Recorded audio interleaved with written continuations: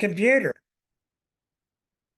Well, good evening, everybody. Welcome to Star Self and Astrology Unplugged. This is going to be a fun evening. And actually, tonight's number and last night's number, last week's number was incorrect. It is 353 tonight. Now, I tell you where this came from. I do keep a side uh, copy of notes of things that might be a good show in the future. And I scanned through them. And we've been on one particular Pluto trip for several months now. This is a really good idea. This is a really important evening for people that are trying to learn to be astrologers, not the ones that just want to read about my son's sign, my boyfriend's son's sign. This is about people trying to learn to read charts. And this is not easy. And you watch and see, I'm going to get a lot of verification tonight from the other Rick you watch. That's how I can tell. If I get this, I know. Because Rick does the work. So does Claudia. So does several of you. But anyhow, what I'm going to do tonight, I'm referring back, if you saw the note that was released, I'm referring back to my big teacher, which was Stephen Arroyo. Arroyo's probably near 80 years old now. He's very private, Californian, wrote a lot of books. He had a lot to do with my beginnings. I read a lot of different authors back in 78, but he was the one to talk directly to me. And one of the things I want to talk about, the center issue, is how he says this, but he also means that. And that's the one reason that people quit doing astrology. They look at a chart, they see Mars opposite Saturn. And they go, well, what does that mean? And they're looking for a specific answer. And you're not going to get it because there is no specific answer. And wait till you get the moon and Pluto. So people get discouraged. They think, I'm no good. I can't get this done. And they quit. And that's exactly where you need to stop, give yourself some patience, and keep trying. And that's why it's so important to get Arroyo's handbook on chart interpretation. Stephen Arroyo's handbook on chart interpretation is a must for your library because it tells you the combination of Mars and Saturn, Mars and Jupiter, every combination of every planet. The positive side of them combining, the negative side. And it is a remake, a rehash of a book from probably the before the 50s by the German giant Einstein. What's his name? The German. He wrote a combination of stellar influences, which was not that well written, and it was redone by Arroyo. Okay. So anyhow, that book is really important because you got to have a basic understanding. What's it like when Mars is next to Saturn? What's it like when Mars is opposite Saturn? You don't have to have it memorized, but you have to have a basic understanding or you're not going to read anything. It's just too hard. Now, what I'm going to talk about is something a little bit different, and I want to talk about that. And if I run out of charts, I'm going to start opening up some of your charts for examples. Now, this starts with an evening long ago. Liza and I had just met, and I was doing live fairs, psychic fairs. Ooh, I was doing psychic fairs here in Pittsburgh. Boy, aren't they a hoot? And I had these people coming up to me for 15-minute readings, and you have to pay your dues when you're new. This is how you get to meet everybody.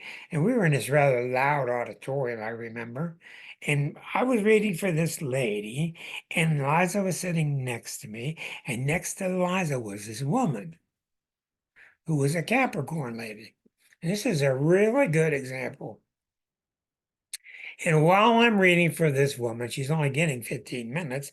And, I have to work very fast. I'm looking at the symbols. I'm trying to translate, etc. This woman won't shut up. I mean, this woman's loud and she just won't stop talking loud. It's very inconsiderate. And I don't want to get nasty a psychic conference, but I want to tell her, can you just cool it a little bit? I can't hear myself think because I'm working psychically. I got to think, you know? So she won't stop talking.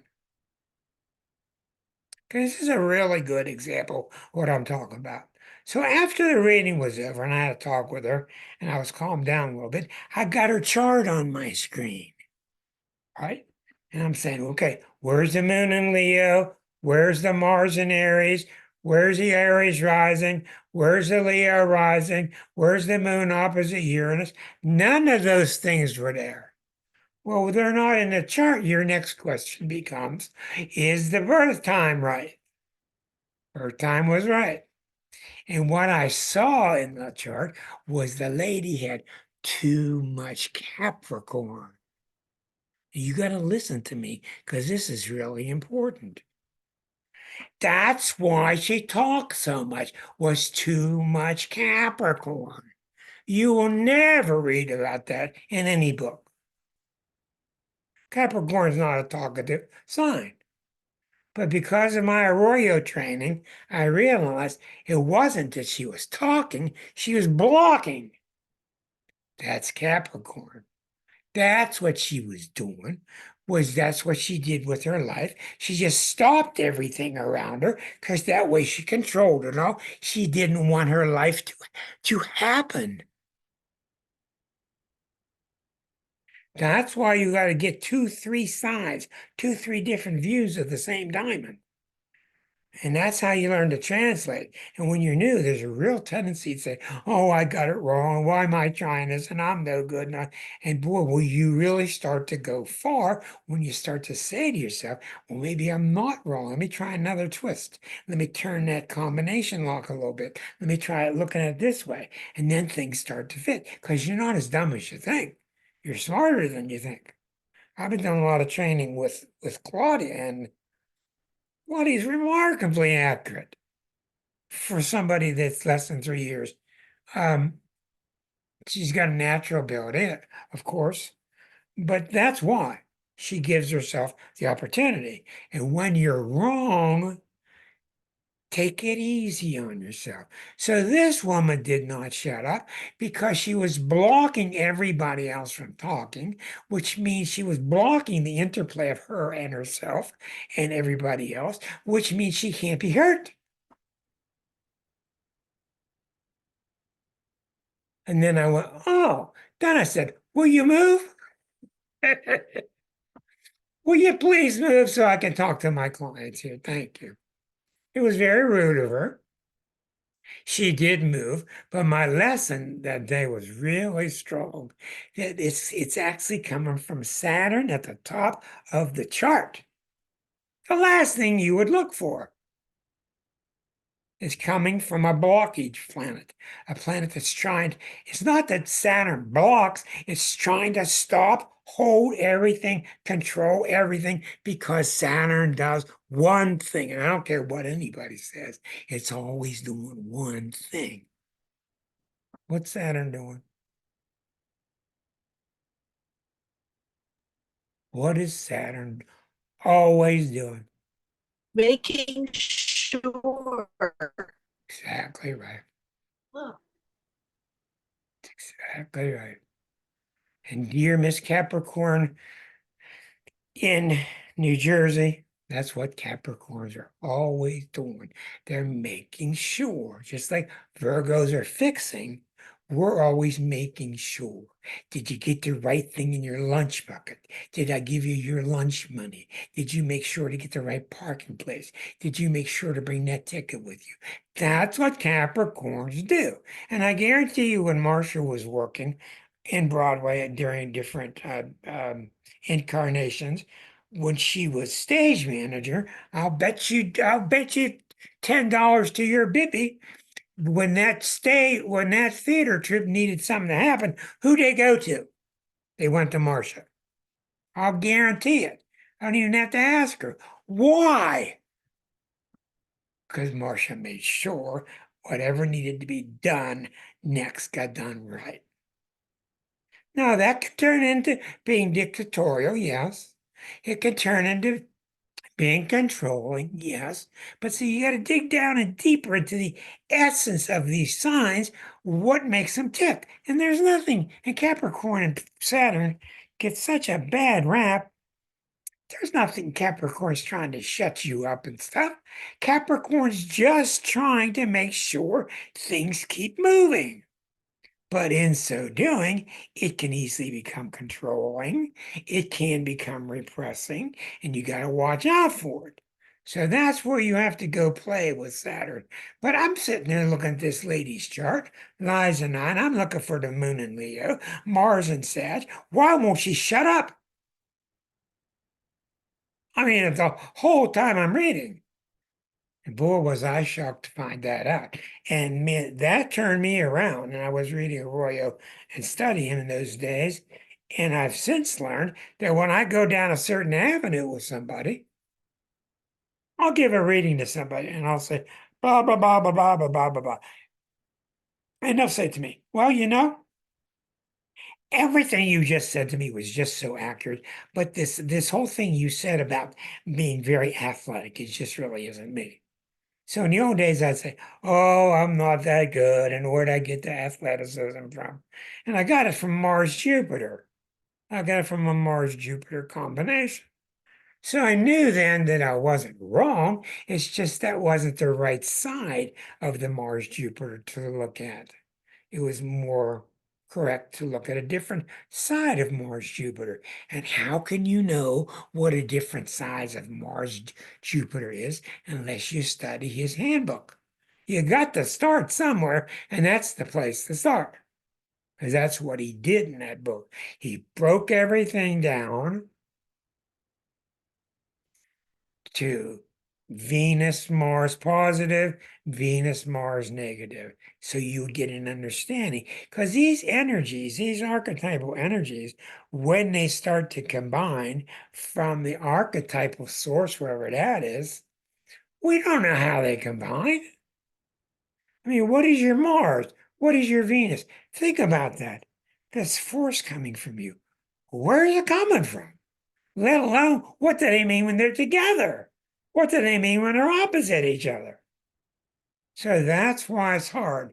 But what my initial story is to you, that even though I was looking for why is this woman blocking? Why is she a nuisance? Why is she talking so much?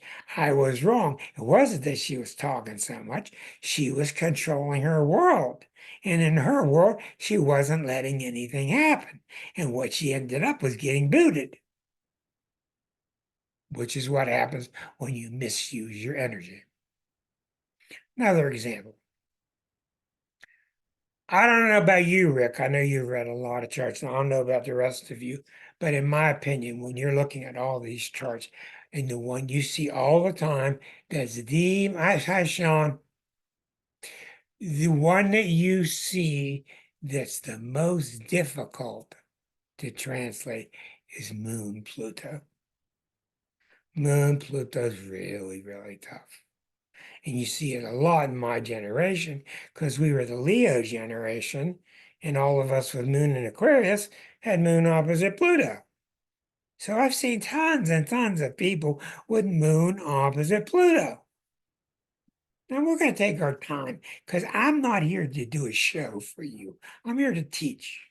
And when you think about Moon combining with Pluto, this is why, again, you need Arroyo's book, the Handbook for Karmic, for chart interpretation, to give you some idea of what is the moon like. And the moon's so complicated, and Pluto is so complicated.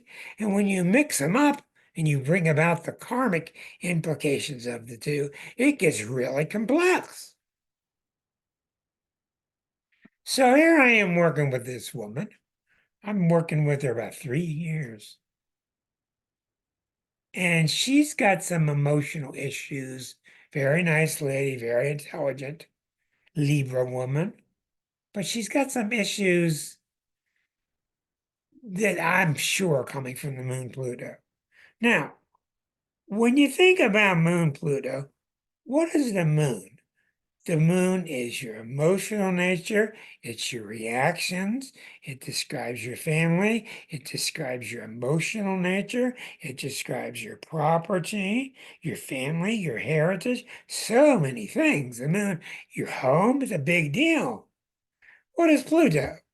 Pluto can be intense, it can be stealing, it can be augmenting, it can be threatening, it can be enhancing, it can be all these things. Well, put the two together.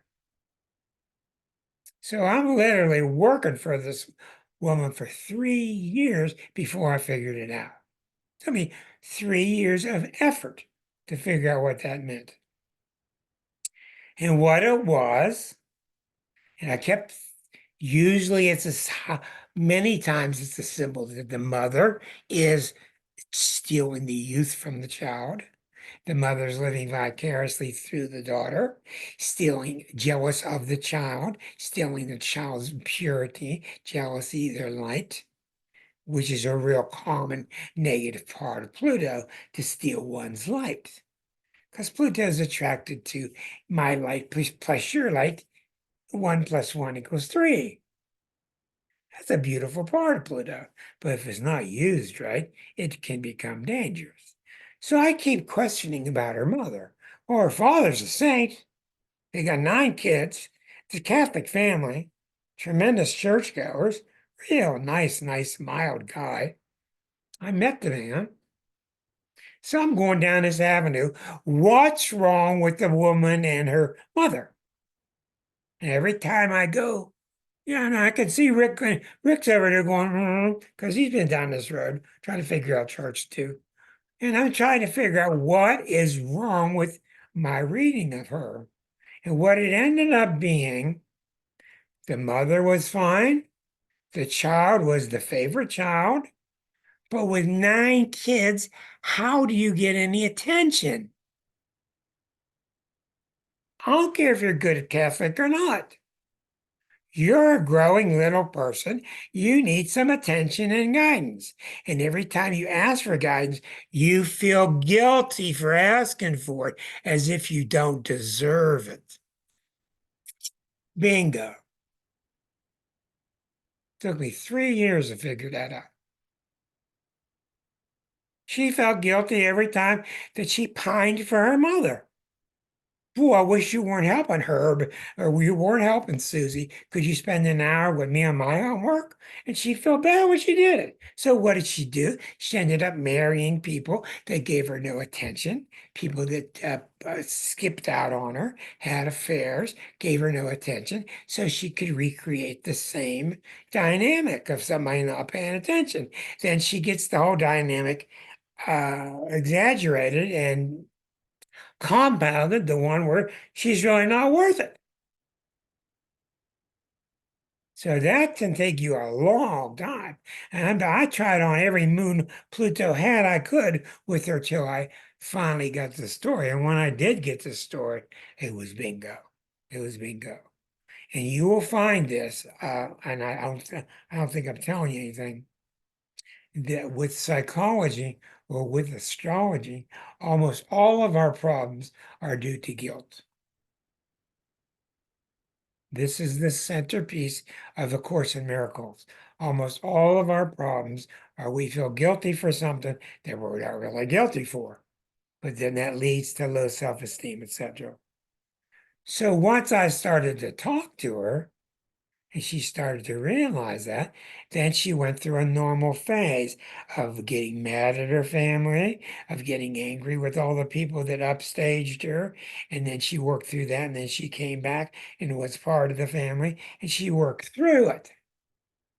And that's exactly how astrology should be used.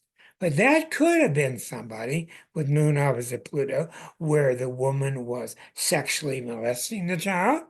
It could have been somebody who is mean to her, but shows her off in a nice light every time she's in public. It could be many things. But when you're dealing with the moon, which is so sensitive, and you're dealing with Pluto, which is perhaps our most passionate point, you got to be careful because you can get combinations that are just perplexing.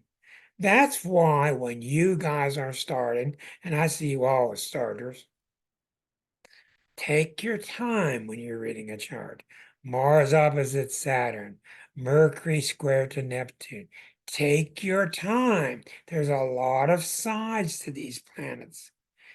And you got to really be hesitant when you read these books. And these books are, boom, that's what this means. You got to be very careful. Look at these two bookends over there going, mm-mm, they're exactly right. You got to be careful. And that's why, once again, Arroyo's book is so valuable because it takes you down deeper than these surface meanings and it gives you some basis to work with. Okay, for example, I've had other people in my life, a lot of people that have moon opposite Pluto, just like she did, but she didn't have the same thing. And I will tell you another secret, and I don't know why this is, but it's just true. When these planets are near the angles, they get worse. The angles are so unbelievably important. That's your ascendant and your descendant and your midheaven and your nadir. When those planets are out in the middle, they're not so bad. But one of those or both of those planets fall alongside that, up and down the midheaven, they become, it's almost like, I always use the analogy of you're walking by a buzzing neon lamp that's about to go out. You've all walked down the street and you hear it's going bzzz. You're walking by and it's fritzing. You could tell it's not got much more life in it. Well, I knew a woman one time that was born with Aquarian sun and moon at the bottom, Aquarian sun and moon right on the bottom, and Saturn and Pluto at the top, right on the angles. When your planets are on the angles, throw away your pencils, get out big magic markers and draw them real thick. I mean, that's how big a deal they are. And solar fire will do that for you. Solar fire will draw the lines thicker. The closer they are to an angle, the closer the orb, whatever. Some people can read a chart that way. I can't. You got to do it mentally. But when a planet is angular, it just shows you how unbelievably important our birth time is, because that's what sets up the four angles. Tonight, Liza's looking up a friend of hers chart, and he's a very bright young man. And she just sitting there shaking her head. I said, "What's wrong?" She says, "His birth time ain't right."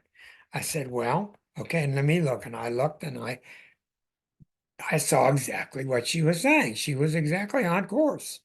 This guy is ebullient, he's young, he's smart, he's active, he's expressive, and the chart doesn't really show you that. I don't doubt her. I came in to give a second opinion just in case I saw something, but I saw the same thing she did. Why does this guy's chart not show it? She starts questioning it.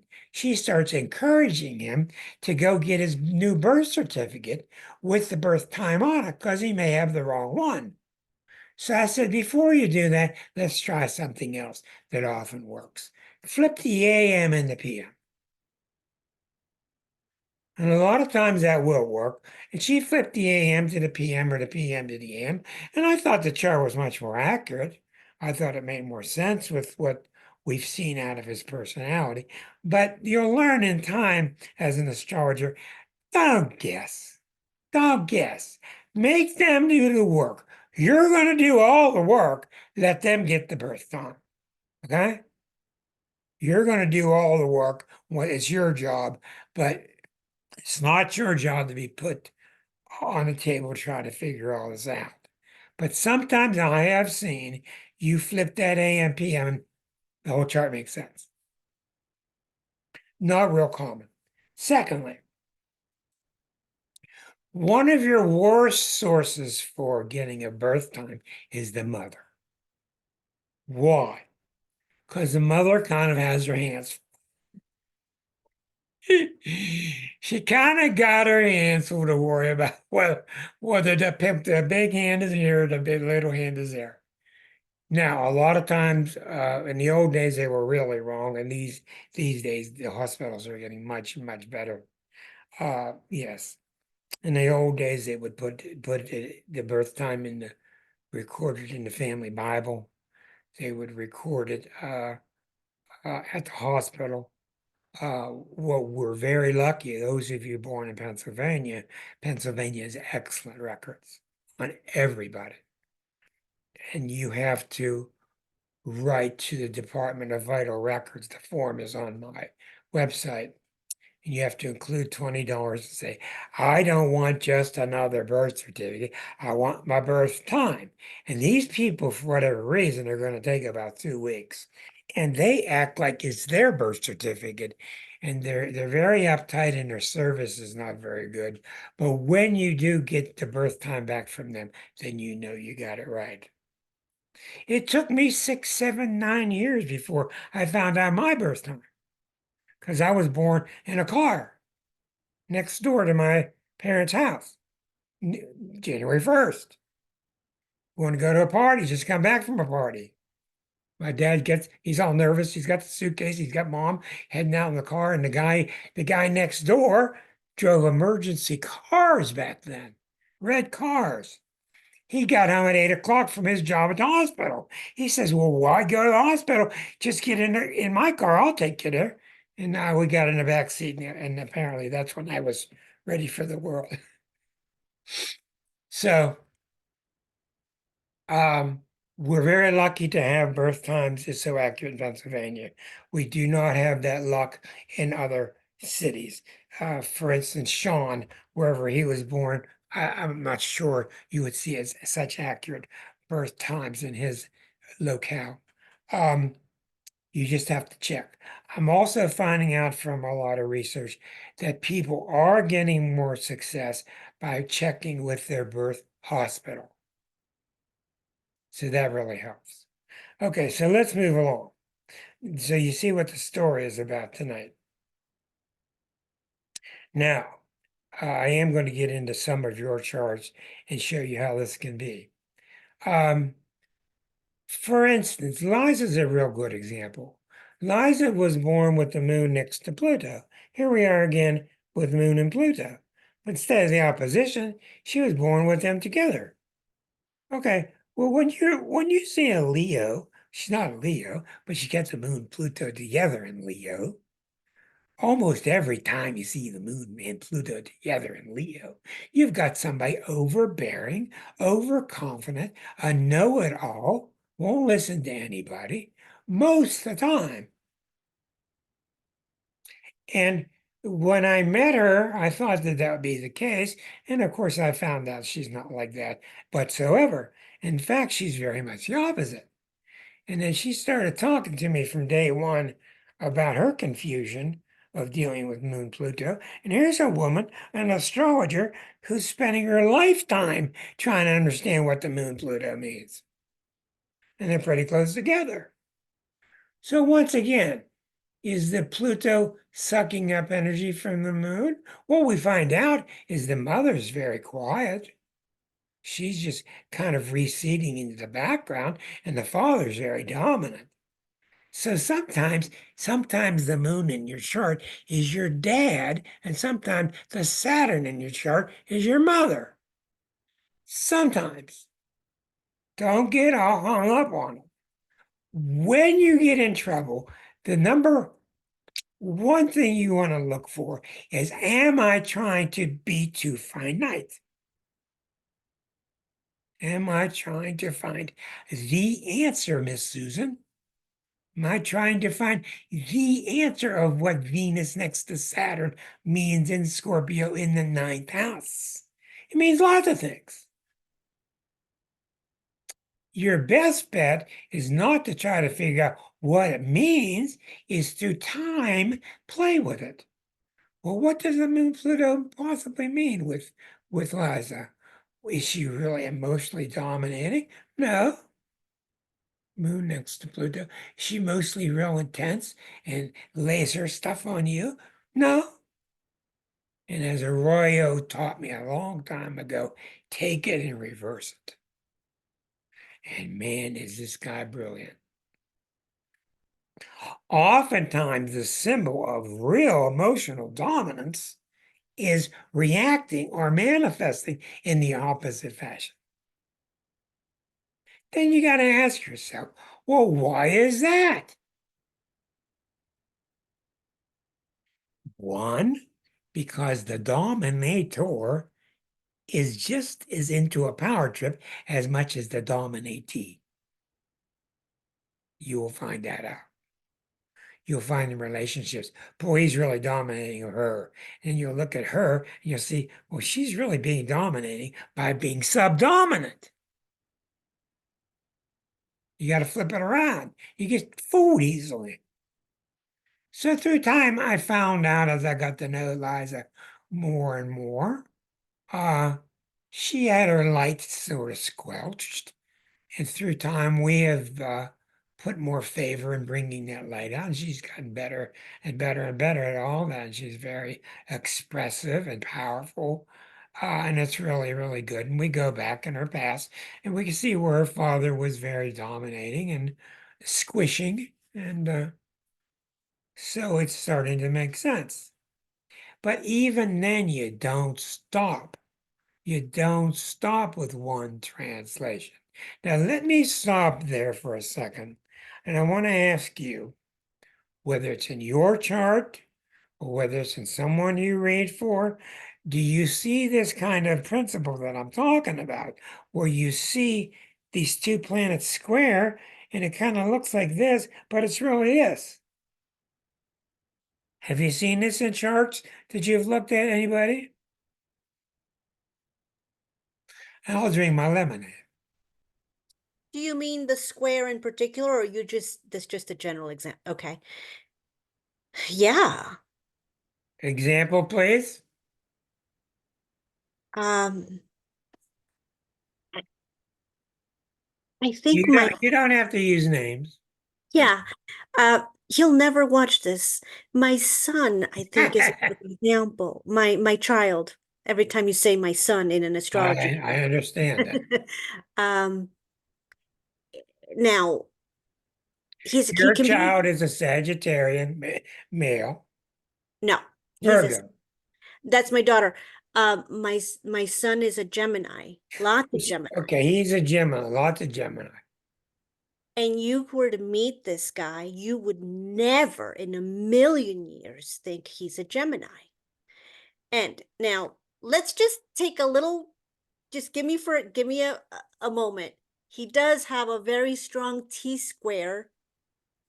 His moon has a T square in the eighth house. So we could blame it on that. And I shouldn't use the word blame. But my point being is, I see with him that Gemini energy isn't flowy. You know what I'm saying?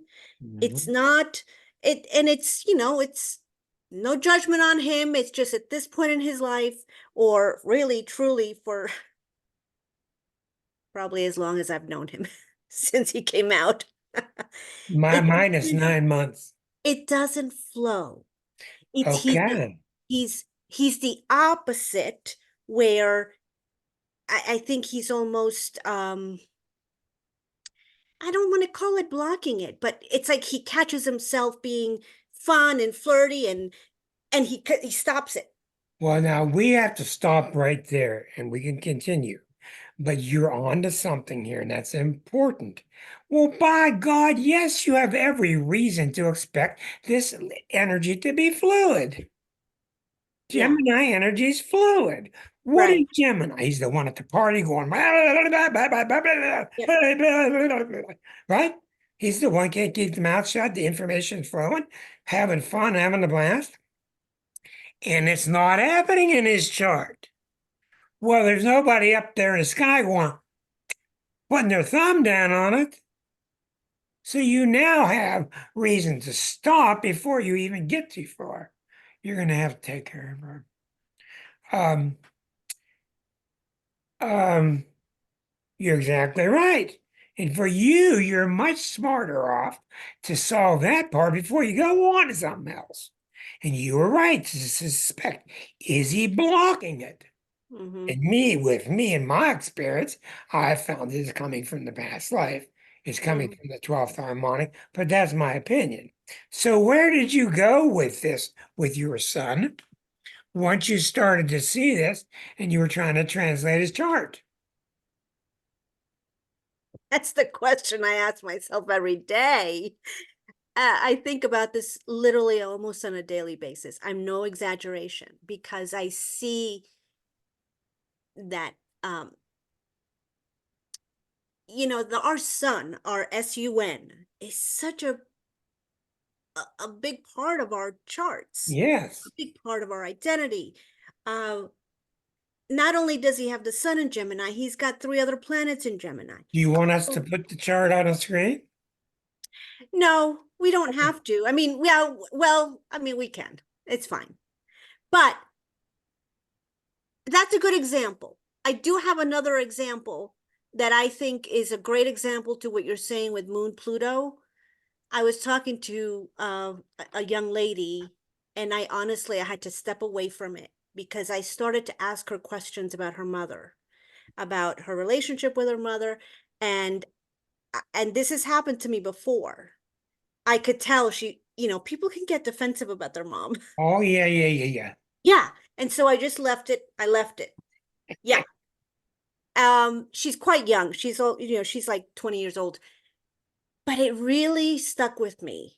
How do I get to not only ask the right questions, but um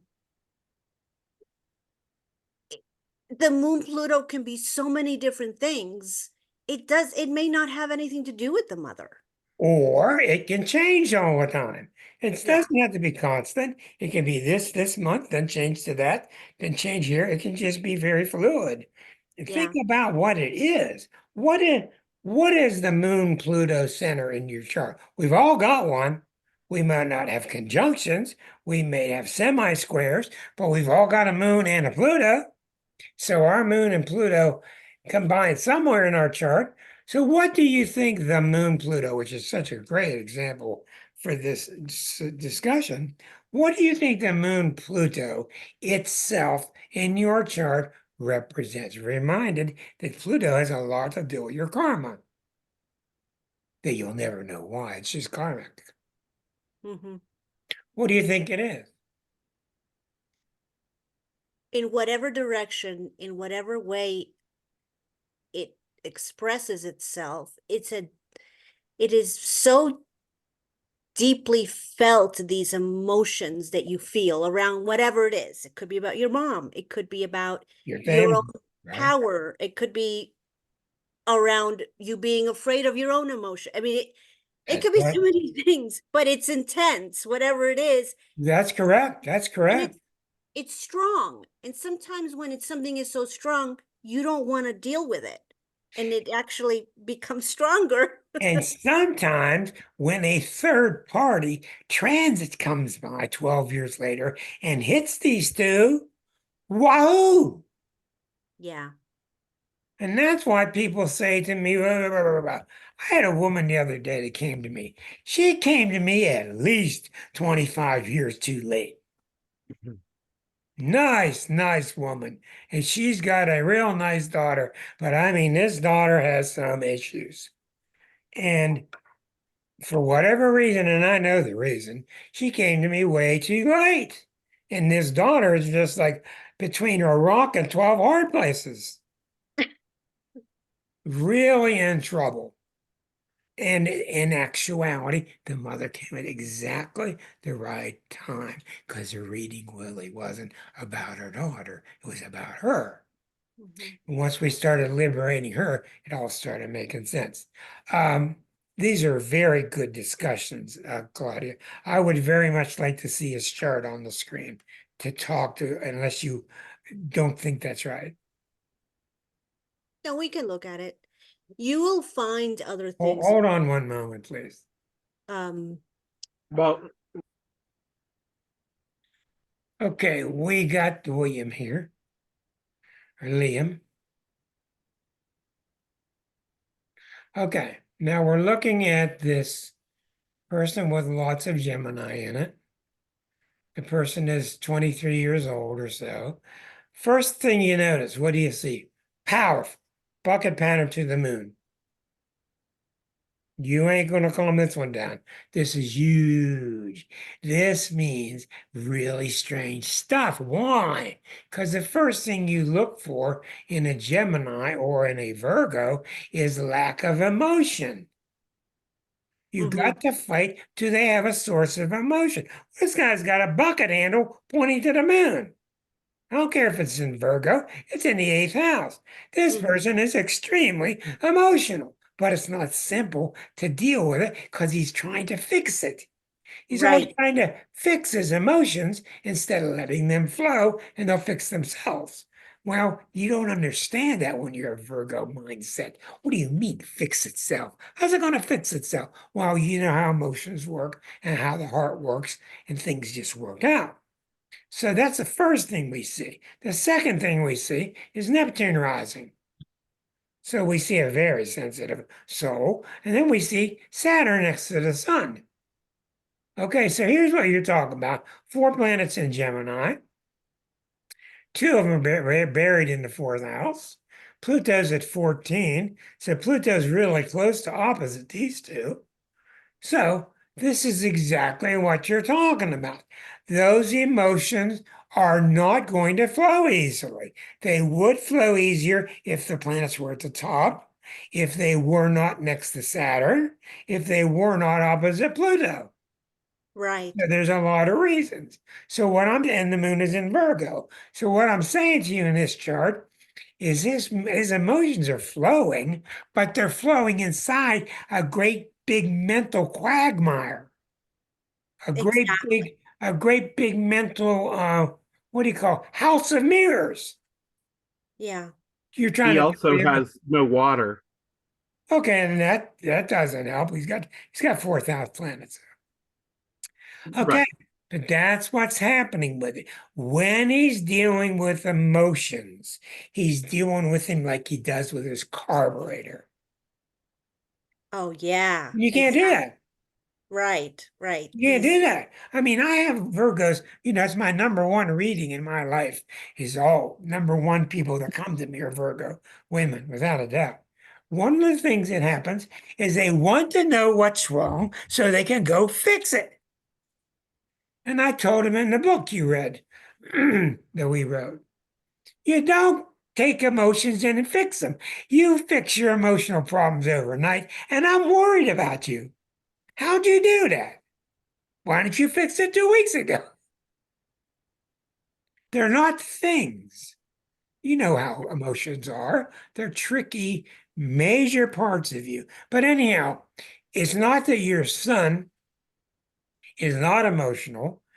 He's he's interrupting his emotional nature too much with his intellectual power, which is very considerable. He's very considerably strong mentally. It's that simple. So he thinks he's going to fix the emotion by outthinking it. Huh, oh, totally. huh. Totally. Instead of here's I want to ask you this question. I don't think he's very explosive, but what happens to him 2 days after he just rarely has one of these explosive emotional scenes? I wish he would have an Well, come explosive. on now, he has. He's had them. He's moody, extremely moody. What happens for the Um, next 2 days?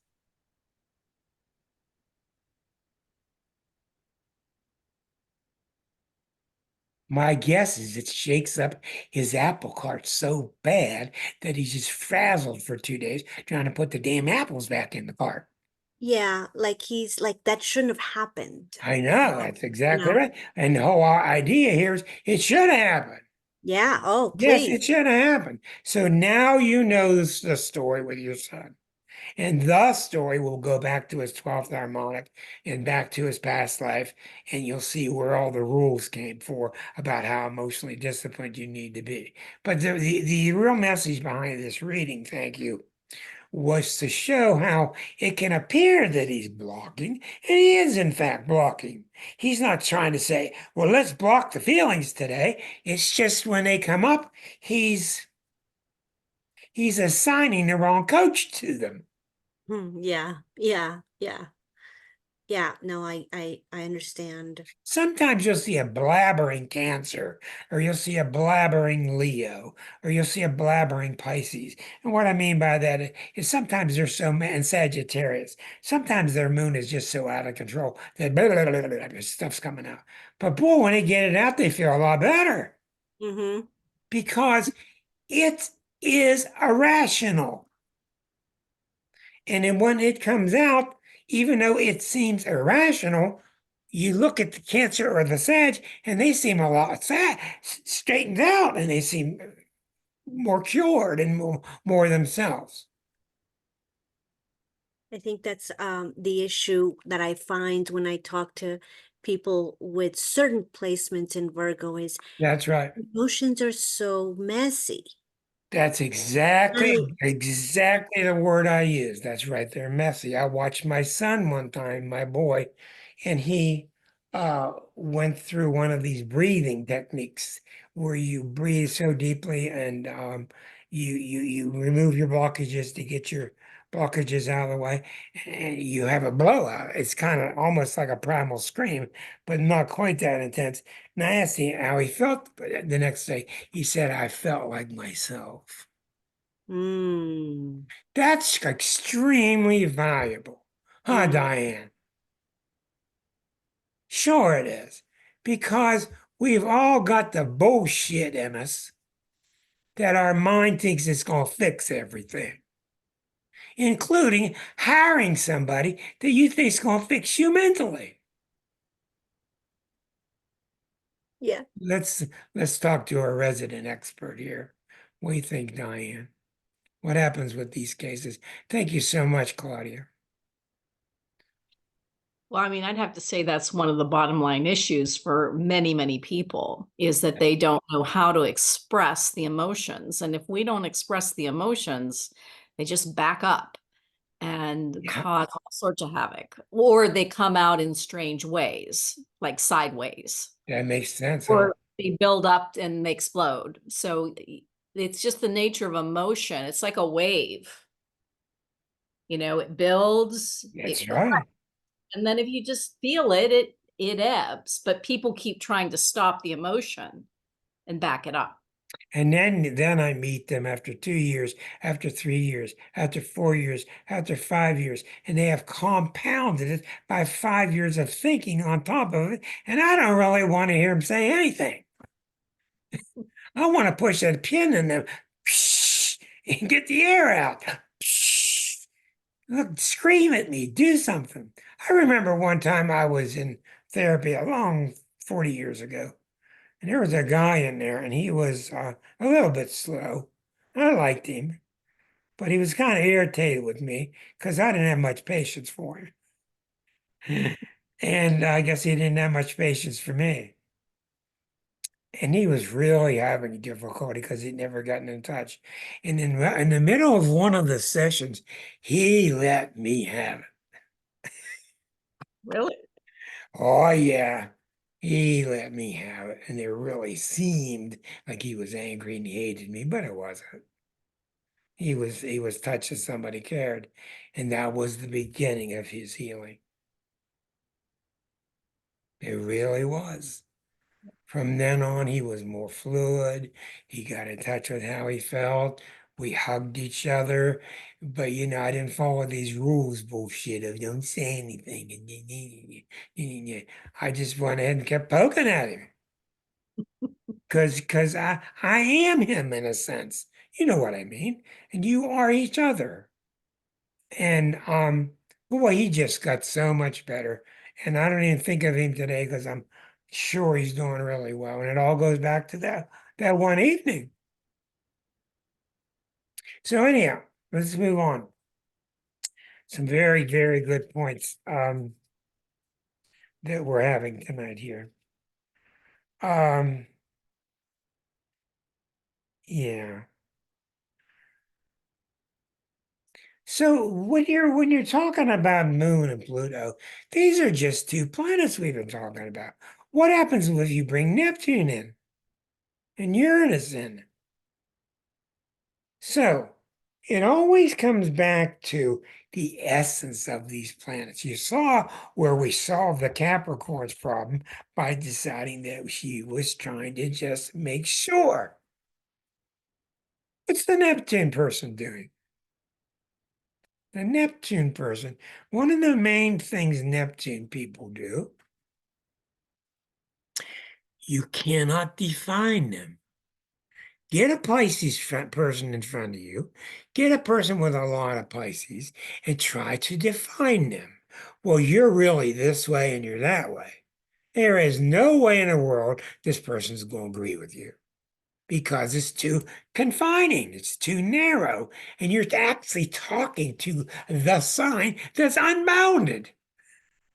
So no matter what you say to this Neptune person, you're flat out wrong because they're this big and you're trying to define them like this. It's no wonder they shoot off into crime, they shoot off into drugs, they shoot off into alcohol, they shoot off into misbehavior because they don't know what to do. They don't know what to do. And two signs of the zodiac are famous for having no control, no emotional control, and that's Pisces and Sag. They just don't have any control. Now you can pick it up through other planets in the chart, etc., but you can't see them. It's very common that the answer to dealing with a Pisces is, look, you're really wrong a lot of the time, and you're really right a lot of the time. That seems to be about the best way to deal with a Pisces because they'll blow you away sometimes with how accurate they are. They'll say the most off the wall stuff and they're extremely right on track. And you'll learn from them. It's the wisest sign there is. But then they'll say stuff like, blah, blah, blah, blah, and you'll go, ooh, I don't know about that one. So again, you have to take these different signs. What do you say when somebody's got I've seen a lot of people with Mars, Neptune. They're born with Mars. I'm born with Mars, Neptune in Libra. What do you say if somebody's born with Mars, Neptune together in Scorpio? Well, Mars is a co-ruler of Scorpio, and Mars is about doing my Martian thing. I'm going to go do what I want to do, go grab. Mars next to Neptune. What do you say when you try to translate somebody with Mars, Neptune in Scorpio? Where do you start?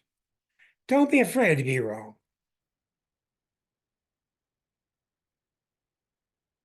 A wanna and a two. Come on, Rick. You got all 5 billion ideas in your mind. What do you say about them? Where do you start translating Mars, Neptune in Scorpio? Deep stuff. Deep, First, deep what? everything. Deep everything, right? It's Mars is the energy of your entire chart focused in there. That's right. It's what will you die for? What is Mars trying to do for you? Take your attention and your focus in that direction. That's really true. And in a lot of ways, Mars is the part of you. Did you know that's where the phrase best man comes from? You would go amongst your tribe, and usually the best man of your tribe was the best man of everybody, because the best man meant the best man to fight off the people. Then when you went in the other cave to steal a woman, he would help you fight him off so you could take her. That's where it comes from. So the big bulky guy was best man for everybody. Okay. So I've seen people with Mars, Neptune, and that get into a lot of trouble. And I've seen other people that really don't. What's the difference?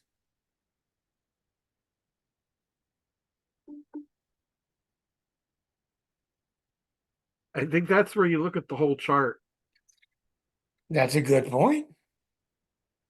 because Why is one so successful and one gets blown out of the water? my perspective is you look at the um, spiritual focuses of the individual Yeah, I in think the that chart. makes a lot of sense. Yeah. Because it's very emotional. And Mars has a built-in infinity to itself anyway. I can do what I want to do. It ain't true, but that's what Mars thinks.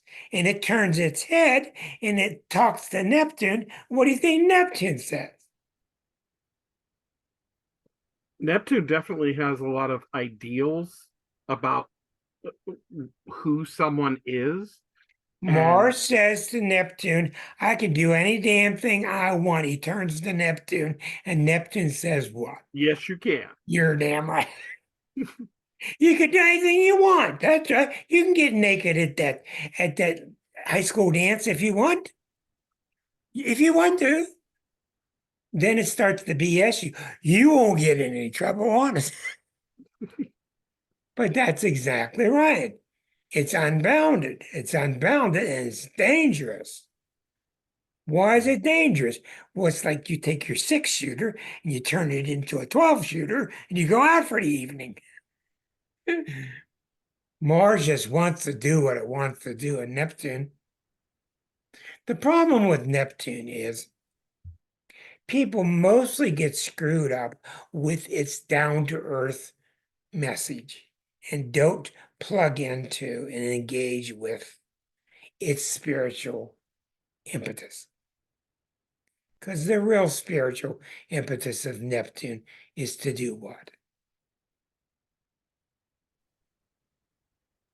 Sacrifice Sacrifice yourself. Why?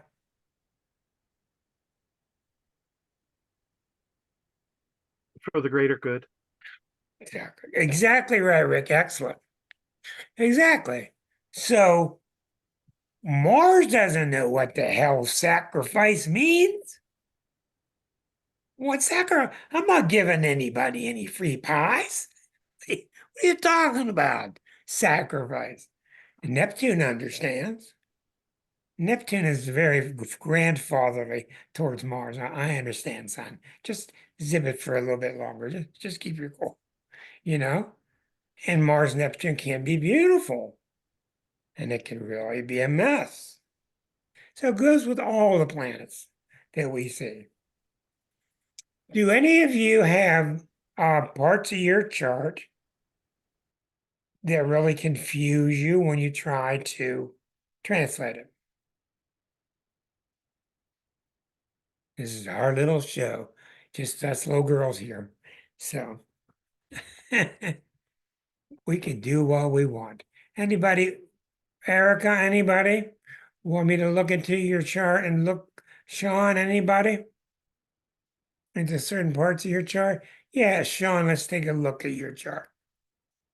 No, I'm saying I have the moon opposite Uh, Pluto. Well, Moon let's is take a look opposite at, Pluto, Saturn, and okay, let's take a look Mars. at it. Yeah. Let's take a look at that. That's a really good one. You have a very tough one to translate. The first thing I want to tell you is when you have planets opposite, etc., they're very difficult to translate because the moon says, I don't care what you say, I'm exalted in Taurus. I'm really strong here. I'm right on the angle. I'm really powerful. I'm a big, healthy, strong moon. Okay, then Saturn says, well, Mr. Moon or Mrs. Moon, whenever you talk, I'm going to talk. How's that? No, no, no. You're not talking about yourself. Whenever you go on stage, I'm going there with you. Well, what the hell's that about, Sean? Whenever you go on stage and you're so cocksure, I'm going too. It's like a chaperone. You invited this chaperone, a rather stern one, retrograde. Saturn and Scorpio can be very tough.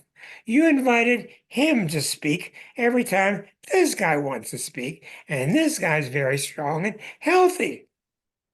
Moon is exalted in the sign of Taurus. That means it's the best sign it can be in order to express itself. So what does that mean to you, Sean? Every time your moon wants to express itself, and we would find out a lot about this every time somebody transits over here. When Uranus transits over here just recently, when Saturn transits here, when Pluto gets here and squares it, whatever, we would learn more about that. So what does it mean to you that you constructed things in such a way that your moon is opposite Saturn? It's right along the angles. So it's the big deal in your chart. Why do you think that happened? No, I keep hearing that, but I'm not too sure. I'm trying to figure out there is this intense thing going on, but you can't really touch it because, as you said, Neptune, Pisces is so unbound. So can you only We're not imagine? talking about the Neptune. Well, I don't know. let's try this, Sean. Let's try Mm, this with you. Let's try not to figure it out. Okay. okay. Let's try not to figure it out. Let's try to feel it. What does it feel like to have a very strong moon? And every time the Mhm. moon wants to do what it wants to do, it looks across the stage and sees Saturn. Oh no, I mean you see the block. I guess you sense blockages before it even happened, even Okay, if let's there talk is no about that. blockage. Let's talk about that because remember earlier I shot down the Yeah. idea that the Saturn is about blockages. What did I say Saturn Okay. was about? It seems like it's blockages. It's about, I mean, saying the right thing, making sure you're It's not, about me. That's saying right. any Yeah, right. exactly right. It's Mm, about making sure, and in this case, what's it making sure of? That you've expressed your emotions, that people pick up from you what you intended when you express them. right, right, right. And the moon gets frustrated because the moon doesn't want to be filtered by anybody. But you brought the Saturn with you. You brought it into this life with you, and What that's what what does that what do you get from that? When you say you brought the Saturn with you, what type of energy? this has led me to studying the past life harmonic chart, and it shows me somehow in your chart in the past, you feel it doesn't mean you were right, you were wrong, doesn't have anything to do with anybody else. But it means that in your past lifetime, you have felt that what you said to people emotionally was wrong or it was off the wall and you needed to bring a governor with you this time, a chaperone that would make sure that, like a little boy, every time a little boy says something, have to translate what that little boy really meant. You might be onto something, Rick. I'm You telling might you, be onto something. I'm on to the Yeah, thing. And yeah, not yeah, only am I on to the thing, but I'm also on to the fact that you're shedding this Saturn now. You yeah. don't need it anymore. And it's not going to leave overnight. But this is like, I'm going to take my little brother Sean with me everywhere we go to the market, and Sean's going to buy a fish or he's going to do what he's got to do. And every time he gets his mouth open, I start to correct him. Yeah. Well, let the kid talk. And I let you talk and you say some stupid things, but after a while, you start sounding better and better and better. But the problem with it is you start to shut yourself up before you even say anything. That's the Yeah. problem. And Mm. guess what that means? You're going to do the same thing to other people. You're going to have all kind of people accusing you of stopping them from expressing themselves before they've said anything because there is no other self. There's only you, and they're a projection of you. So how many times have you gotten in trouble when someone's trying to express their feelings and they say to you, yeah, well, you don't let me express my feelings, Sean? How many times that happened? Yeah, you're right all the time. Yeah. I Okay. mean, I'm aware of it, so I don't let it happen all the Okay, but time. But what I'm saying to you, yeah, how many times does it really have to do? too many times. Wait a minute. How many Right. times does it really, it just happened again? How many times does it really have to do with you shutting them up? It's not what you're trying. Mhm. You know what the moon, Not at all. you know what the moon Saturn's trying to do? Prevent them from having to waste their breath from saying it the wrong Well, way. Let me tell you that how to say it. that's You know, really, really close. It's also trying to keep people from getting out of hand. that too. Yeah. I mean, if they had to hire somebody at a high school dance to bring him in at the end to make sure everything ended kind of calmly, they'd bring you in. And you'd walk around, give one look to these kids, and they'd all fall in line. See, so the Saturn is so ill-treated. It really gets such a bad rap, and it's really trying to be the fatherly, good, sensible, caring adult. So what the Saturn's trying to do is to keep you from getting out of hand. And when you have a moon in Taurus, that's very, very strong. Moon in Taurus is, I feel how I feel, and there ain't no doubt about it. There's no talking to moon and Taurus. It's sure, sure, sure. Yeah. So when It's we like go ahead, I'm saying it's more like, on a mature level now at a certain age, it's more like you just make sure everything is running properly, making sure everything is secure. You're taking care of everybody around you, you're governing the area, like say for no, example at no, work, like at work or so, you know. hey, work So what? yeah. Like for example, if you're at work, like with that type of energy, Yes. you just make sure you're just having everything in operation going right, making sure you're aware of the whole flow, trying to Okay, stay well, in charge you of are right. Now the let me tell you. Taurus energy. Let me tell you something as your teacher. What really counts here is the closeness of the degree. You've got the moon at 17, you've got the descendant at 18, you've got Saturn at 16 and a quarter, and you've got the ascendant at 18. These two are really close. In other words, this theme is so strong, it's one big pain in the butt in this chart. And what does that mean to me? It means this to me. I don't care how close it is. Somehow, this is my observation, Sean. Somehow, when I erected this in the year I was born, I made the thing too close. I turned the tension on the wire too tight. Okay, I don't know why.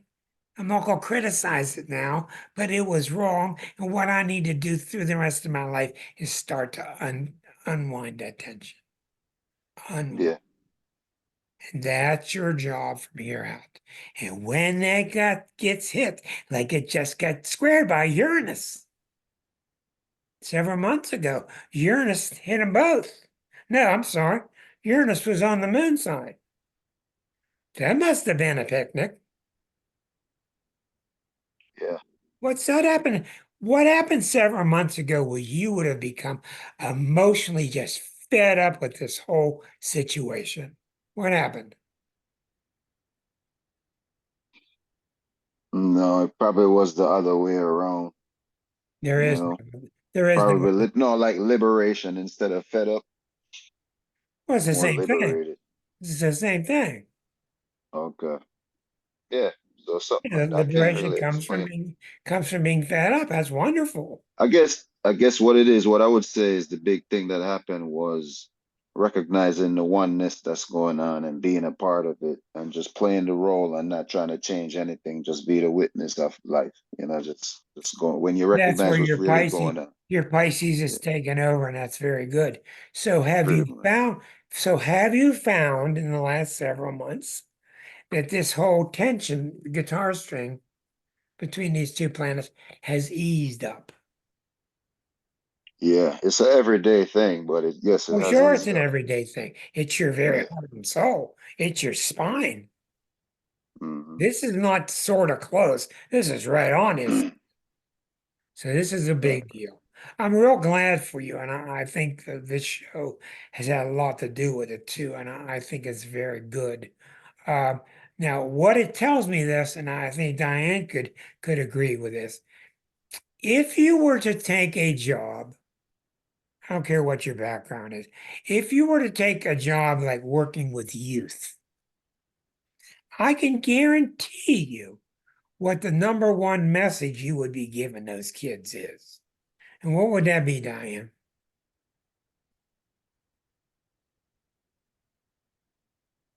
You're okay. Exactly right. Wonderful. Wow. You're okay the way you are. Stop That's it. twisting, stop twisting yourself into a pretzel. And this can come from a parent that's giving pretzel messages, but the parent is most likely doing the work for you that you asked for. The problem came in when you took this life, your misinterpretation of what the problem was.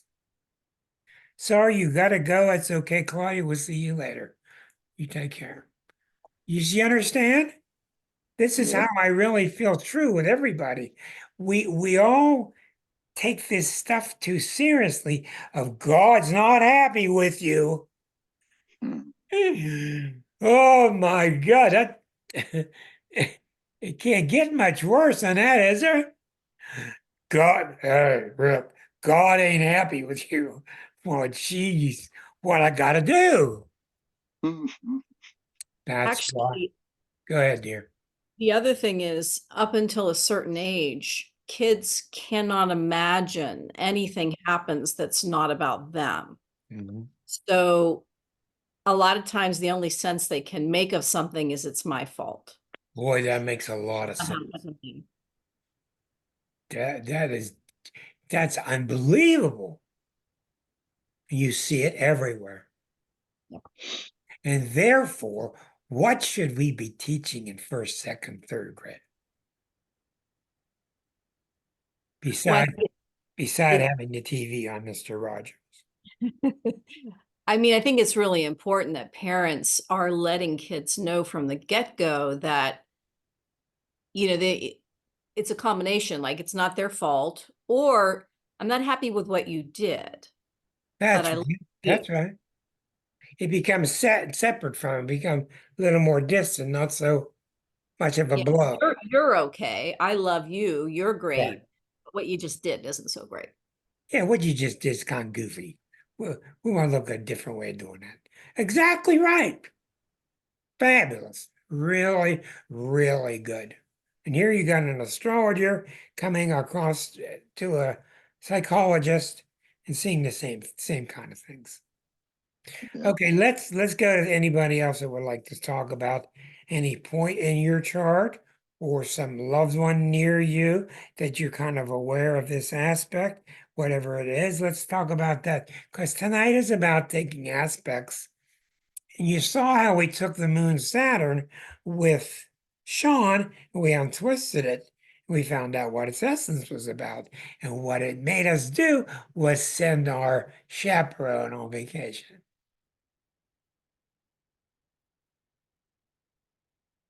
Go find our job. Yeah, honey, good. Diane, good. One thing I'm just curious about in my chart. So my sun and my Venus are right next to each other Let me get it up here. Yeah, go ahead. in Aries, and then they're opposite Neptune in Scorpio, I believe.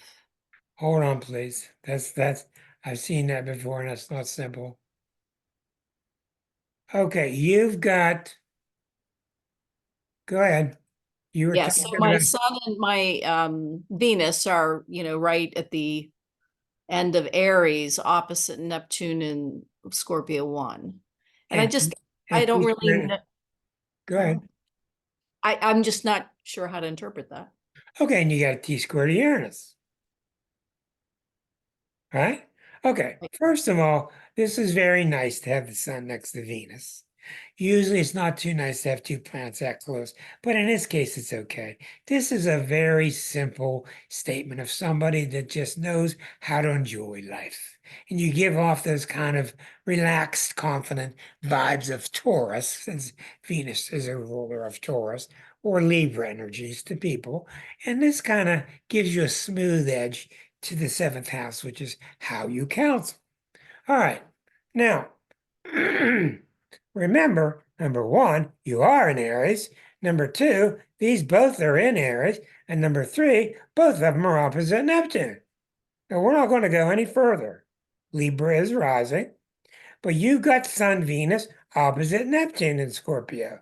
So the Sun Venus is about, hey, I'm going to do what I want. I'm going to do what I want. I'm cool. I'm fun. I'm going to try this. Let me go do hang gliding. Let me try rock climbing, whatever I'm going to do, because I'm going to challenge myself. It's going to be fun. Well, what do you think Neptune says to that? We got to think about other people. Okay, very good. Now, does Neptune want the Sun Venus person to not have any fun? Not necessarily. Right. What is the Neptune? Why did you put Neptune there? It's trying to remind the Sun. Look how close. 1 degree, 29, 28. It's not the ascendant, but it's right along that cusp. What is the Neptune in Scorpio? Because this is saying, dear Sun Venus, every time you sing a song, I'm going with you. That's simple. You put the Neptune there. What do you think the Neptune is trying to do to the Sun Venus? Maybe be more serious, get the bigger picture, go deeper.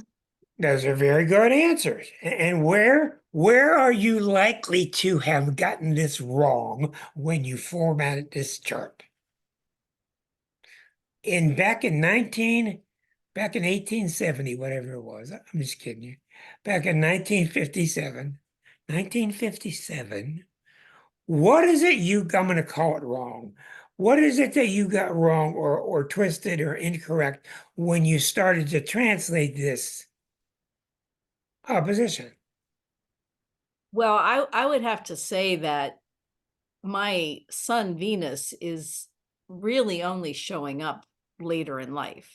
Okay, right. Very serious kid. I learned early on to find out what people want and give that to them. I was not a very carefree, Okay. kid. And Why did you form things this way? Hold on, Rick. Why did you format? Why did you brought your own chaperone?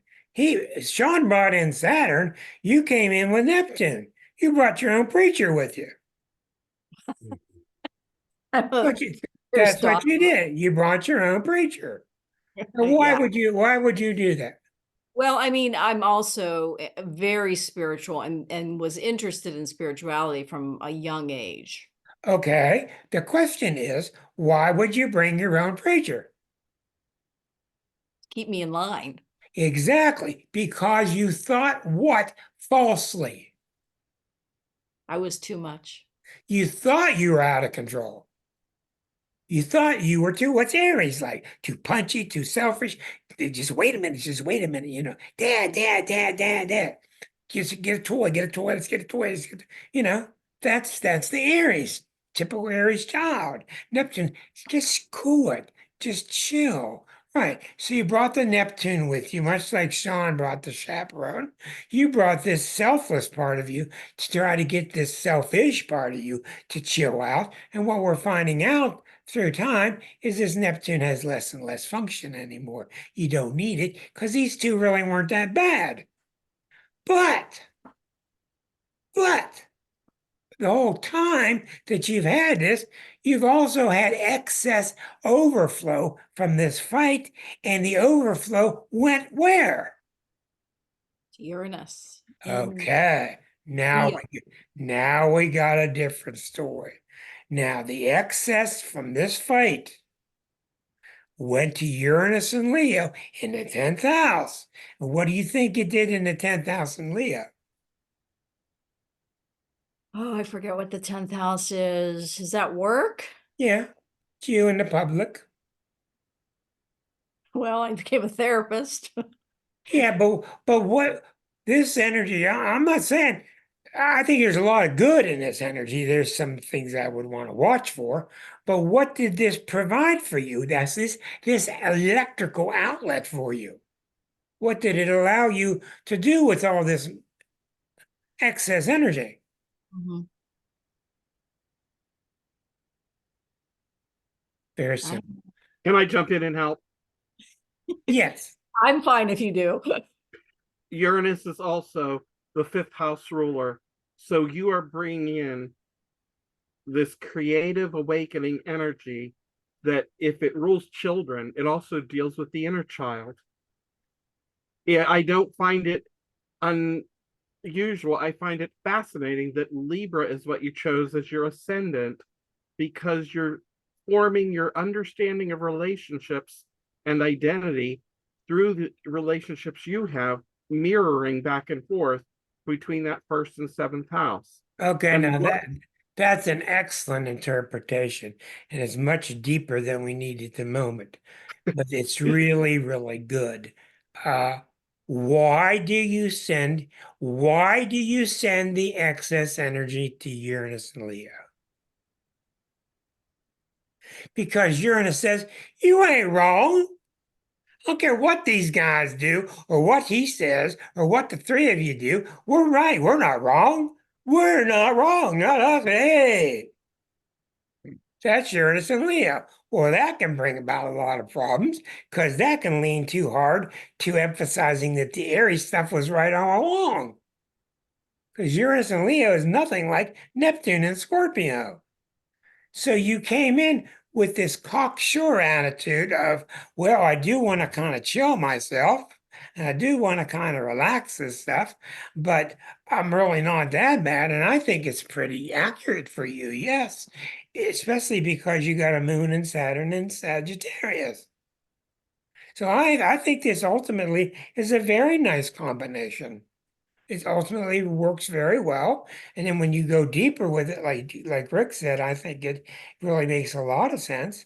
So you want to watch the transits to these points to see when they're going to be released, because the big deal is Pluto's entered Aquarius, and that's square to the 0 degrees, 1 degree, the Venus at 29.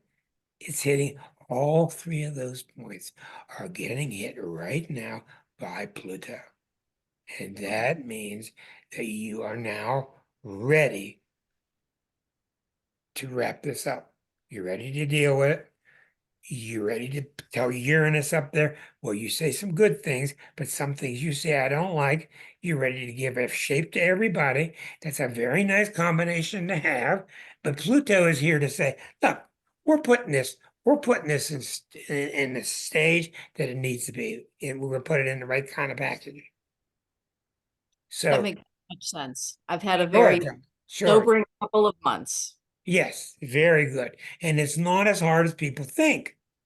This Pluto transit of yours is not as bad or as terrorizing as people think. It's like the article I put out this week where Pluto will help you. right. And all that means is I'm going to look at these issues, see what socially and interpersonally. I thought you raised your hand. Okay. Uh, what needs some shaping? What still needs some shaping, some rounding? That's all. You don't need reconstruction of the whole basement. But that's what this is about now. And with Pluto on you now, nobody's going to stop you. No one's going to stop you. I don't care what your theory is, what your book says, what you say, nobody's stopping me. Matter of fact, I might write a book about it. I'm not That going to stop Neptune them. also gives you the capacity to transcend your own ego, first house, and see things from others' perspectives Yep. that you illuminate so that you can journey with them to unify their own selfhood. Well, I think that's very well said. So, Diane, we're going to end with you. What do you think you heard tonight? Oh, your chart was a good point to all this. What did you hear tonight that's in sync with what the lesson was tonight, which was sometimes you have to just retranslate a certain part of something in order to see it clearly. Does that make sense to you? Yeah. Yeah. I mean, part of, for me, it's just getting the understanding. It's not like I had an understanding that didn't match, 'cause I'm not far enough along yet to have a strong understanding. But it was really helpful to, go through that. And Yeah, it fits perfectly. In my early part of my life, I was much more oriented towards the Neptune side. right, And then I kind of swung over right. to the Aries Venus. And now I'm kind of coming back and saying, because I definitely relate to that Uranus Leo, like, I know I'm right. Of course I'm right. That's right. And Yeah, I've had you are some right. sobering months of, Yeah. no, you're not always right. Yeah, but you could say to yourself, hey, girl, an awful lot of time I am right. When I'm not right, I'm really close. You know. You see, Leo's a tricky energy because Leo gets misinterpreted. Leos, and that's how they get in trouble. They get in trouble because they take what's been gifted to them, and they turn it into, I'm right, you're wrong. And in the book, I nailed it in the book. I said in the book that Leos believe they live in a finite universe. And that's never been And said that I've ever Leo's, seen. Huh? say that again, Leo's That what? Leos live in a finite universe. Oh, funny. There's Okay. only so much applause. There's only so much clothes. There's only so many first place awards. And that's a misinterpretation. What Leo's trying to do is to get you out of that belly button staring uncertainty of the cancer stage before it. Oh, I'm not really sure myself. And if I go in that water, oh boy, that water looks deep. I'm not really sure. Then Leo comes along and says, hey, get in that water. You can handle this, which is a far cry from getting cocky and overboard, like you see with a lot of ego Leo males. So I think everybody did really well tonight. It was really a good session. Thank you so Yeah, that was really, really good. I really liked the work that Sean came across. Yeah, thank you, Rick. You are welcome. I know how confusing all this can be, you know, and I will tell you something that happened to me yesterday. I had to go through some medical issues. Everything's fine, but the reason I bring that up is I was talking to Liza. See, this is the downside of being an astrologer, because sometimes you're going through some situation and some planets are right there. You don't want them to be right there, but they are right there. So sometimes you got to sweat out stuff that if you were an ignorant non-astrologer, you wouldn't even know about, you wouldn't think about. But sometimes as an astrologer, you have to sweat things out because you can't unsee it. So gladly things are okay. And as far as this group's concerned, I think everybody's really doing well. And I'm not really trying to get on your back, but I am going to really keep impressing on you. You need to read Arroyo's, at least have it available. Yes, that's the book right there. At least that's the book right there. Look, we got three of them. Everybody hold their book up. Stephen Arroyo's Handbook for Chart Interpretation, and it's all contained on Sigmund's thumb in the miniature form. Okay, very good stuff. Now you don't have to memorize it, but even Liza and I wanted to say that to you. A lot of times I read a chart, I don't know what I'm talking about. And I stare and I go, wow, boy, this is hard. I show Liza, she goes, I don't know. And I say, I don't know. It's sometimes just not easy. And luckily, you got me here and you got Rick here, and between the two of us, we got a pretty good kind of combination. Uh, I so got a quick question, Rick. yes, sir. With matter of fact, when you finish, there I go again. Finish what you were saying. No, that's okay, sir. No. because we're talking We love about you the no matter moon. what you do, Sean. All right. The moon opposite Pluto. But we doesn't those two other planets in there affect the energy exchange You mean between the those moon two? Pluto getting doubled up The on by some other planet? right. No, no, meaning in Scorpio I also have Mars and Saturn. Oh Doesn't yeah. that affect Oh how yeah, yeah, yeah, yeah. Especially if they're within is orbit. it in a Yeah. Mhm. Oh yeah, Okay. yeah. It becomes more complicated. Let me take a look. So I'm trying to figure out if it intensifies it or Sean, the moon is yeah. not opposite Pluto. It's too wide. It's keen to Chile. It's 165 degrees. Quin de Chile, Mm, QUIN. That means 115. okay. 165. 165, that's right. Yeah. Okay, okay. Okay, let's think what he's saying here. So the moon, he's questioning the nature of the moon opposite Saturn. I'm just saying all those planets in Scorpio Yeah, it's opposite also moon. got Mars, Yeah, it's also got Pluto, and it's got right. Scorpio rising. Well, my friend, what do you think would happen in a bar fight if Mars and Pluto showed up to fight on this side? Right. It wrecks everything. Now, it doesn't It's wreck it, but it makes it insistent. And uh, what I will say to you finally is this, and I think this is a real good way to end this show. Okay. You are a powerhouse. mm, You don't have it all free yet. You don't have it all liberated out of you yet. You're not made to be some mild milk toast teacher. You're a I'm not guy, gonna use it in a mediocre way, in like a you're here to negative kind of way, grab the kid you by know. the neck and say, look Right. at me. Look, you're a powerhouse. Yeah, let's get this together. I'm strong and I'll be strong enough for you to get you through this. But you're a powerhouse and you should write off anything in your mind that has to do with mildness. You're not mild. Okay. I don't want you to go up and down the alley screaming, but oh, I you got you. I guys, got you, Rick. boy, you guys are getting harder and harder to deal with. Man, Sigmund, help me, brother. It's getting harder and harder to deal with. he's Night sending that night. Reiki energy. Mm. Quiet power. Love y'all. Good night. See you next week. All right, guys. Good night, everybody. Thank you. Thank you both, Ricks. Many blessings to all. Thanks. Let me Thank get you. let me get Have a all Thank these great week. you. let me get all these knobs right here. Be There. healthy. Stop.